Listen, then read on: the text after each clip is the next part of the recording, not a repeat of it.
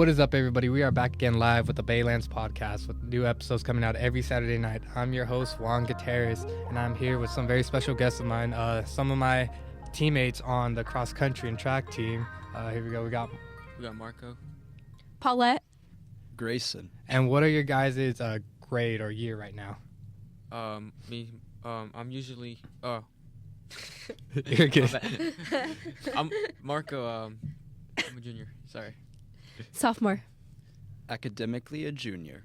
Okay, and then we're going to start this off with a nice little icebreaker. So, if you could have any superpower, what would it be and why? Fire. Just fire? Like, Fireballs. throw fireballs. Okay, from your hands, from your eyes? Like, Mouth. so you I just open my mouth. spit and out fireball. fire. Okay, I like that. Marco? I throw boomerangs. Boomerangs? Yep. So you'd be that one guy from what, Suicide Squad? Basically, yeah. I just throw a boomerang, hits you in the head, comes back. Okay. And what happens if you lose that boomerang?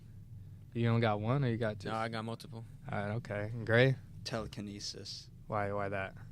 You get to move things with your mind, and the possibilities are endless.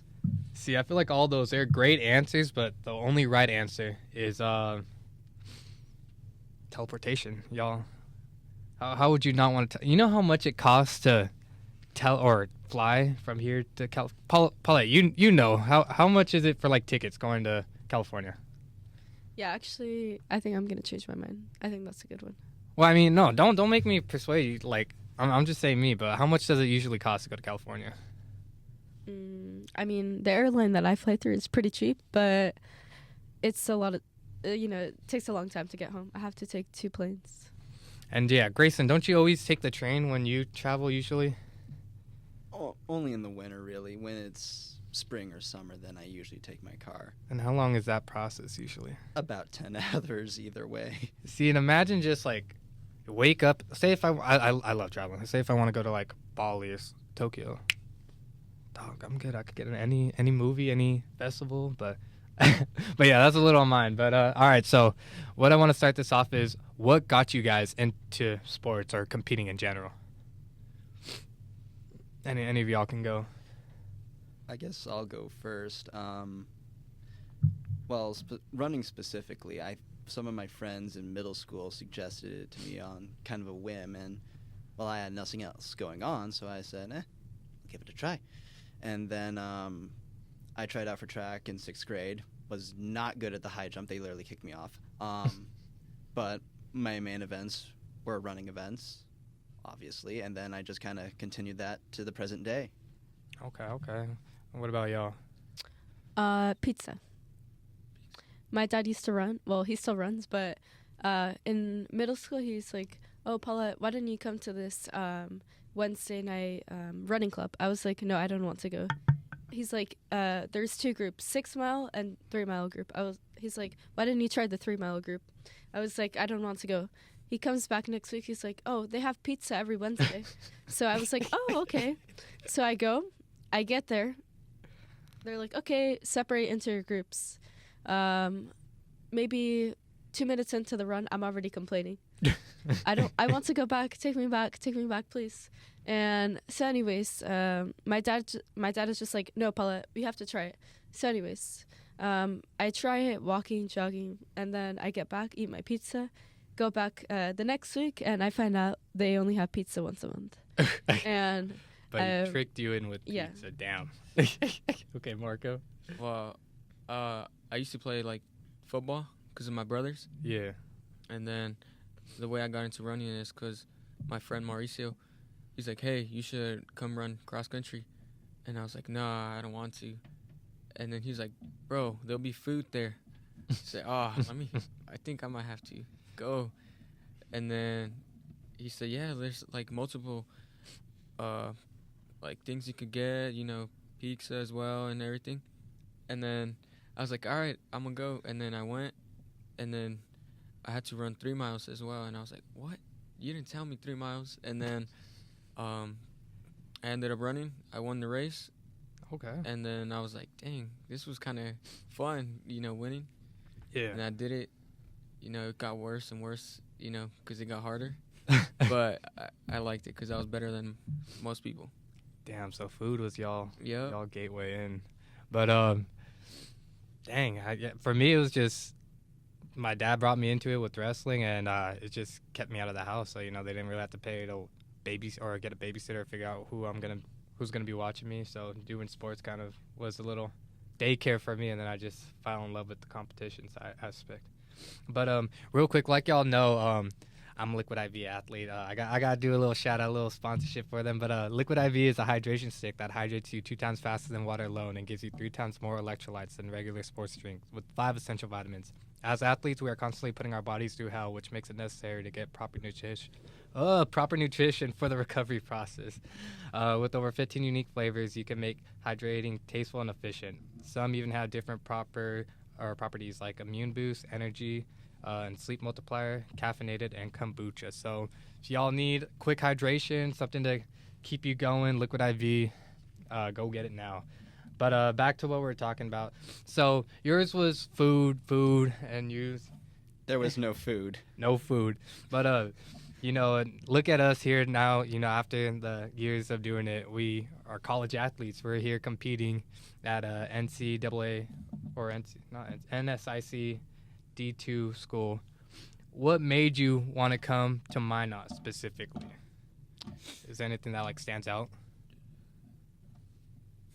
Well, I guess my situation was a little bit unique because I was my high school class was year 2020, so after about March, almost 3 years ago, school shut down, and then honestly, I just kind of stopped looking at colleges, and then Minot State reached out to me, and I looked at it, and I'm like, okay, I don't want to go to a bigger university because that seems a little overwhelming, and I'm probably not going to be running anymore.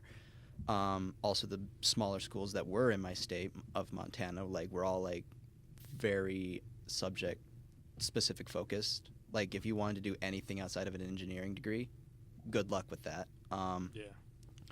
But then Minot had a wide variety of course options, and it was small, and I saw that it was running at D2, so I was like, okay, that seems about my level, seems about what I want, I'll do it.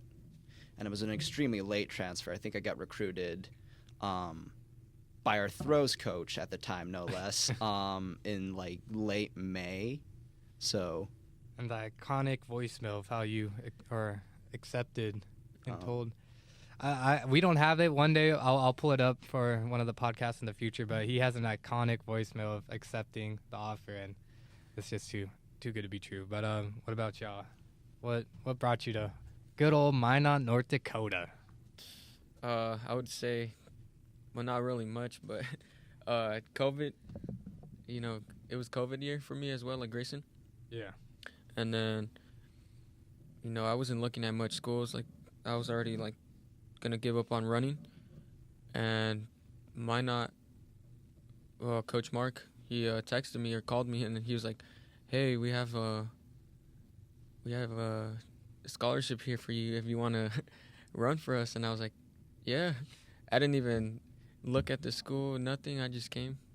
See, and and you that were in my class, so we both came in with not really knowing anything. We both didn't go on a trip. We just kind of showed up. Die. Was it kind of quick or easy for you guys necessarily to bond with the team, or how was that aspect of not knowing anyone? Oh, I feel like our group that came in that COVID year, Yeah. we're all so close. It was me, you, Landon, Grayson was in there too, Will, Matt. Everyone just was close, and I feel like it was just everyone clicked easily, just fast. Okay, yeah, and Paulette, going back to you, so what brought you to go to Why Not Minot? So I came on the school tour with my dad, and Jessica Martinez, she went to my high school too, and we were on the cross country and track team. And basically just knowing that I had someone from home far away be at the same school, I think that was one of the big factors of coming here too. And then it just it felt nice. I went on the run with one of the grad assistant coaches and my dad, and I think they kind of convinced me and everything. And even though I ran at 6 a.m. and it was pitch black, I still had a fun time, and I think everyone was very nice.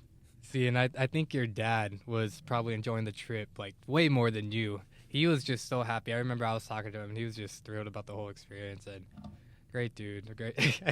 He was just so happy and thrilled.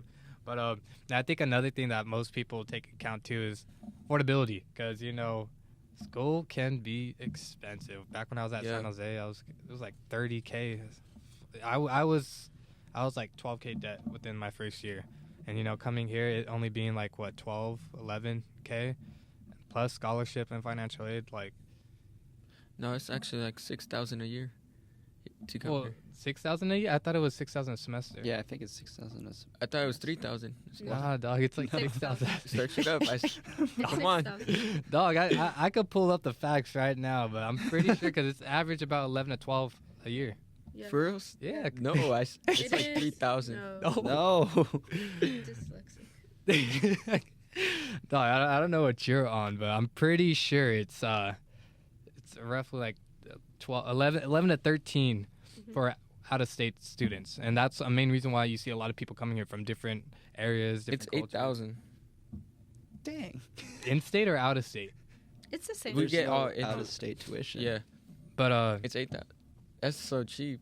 It's still cheap. well, yeah. Either way, it makes that affordable cost a lot easier, which helps people with their decision. And then I feel like there's two ways you can go. You can either higher end, a little more expensive campus where there might be more stuff to do, like partying and all that, compared to like a smaller end where you can actually focus on your like school and work. I mean, that's kind of another reason why I chose here, because I had my life outside in my first few years. I really enjoyed it, but it hurt me on the back end. So I needed a place where it was smaller, where I can just focus on schoolwork, smaller classrooms, so I can like actually talk and connect with my teachers to get my shit done. But yeah, why not? Why not?